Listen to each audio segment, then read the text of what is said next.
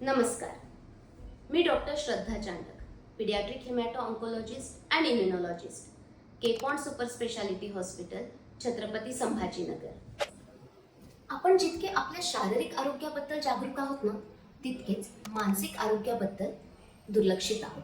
कॅन्सरसारख्या आजाराशी लढा देताना मुलंच नाही तर त्यांच्या पालकांना सुद्धा मानसिक त्रासाचे ओझे सहन करावे लागते.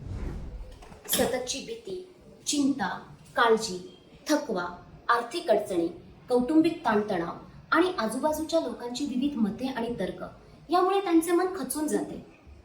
त्यामुळे पालकांनी त्यांच्या मानसिक आरोग्याकडे लक्ष देणे अधिक गरजेचे आहे. कारण तुमचं मन जर शांत असेल ना, ते तुम्ही तुमच्या मुलांना ताकदीचं बळ देऊ शकतात. त्यासाठी पालकांनो, तुम्हाला स्वतःसाठी काही वेळ काढणे गरजेचे आहे.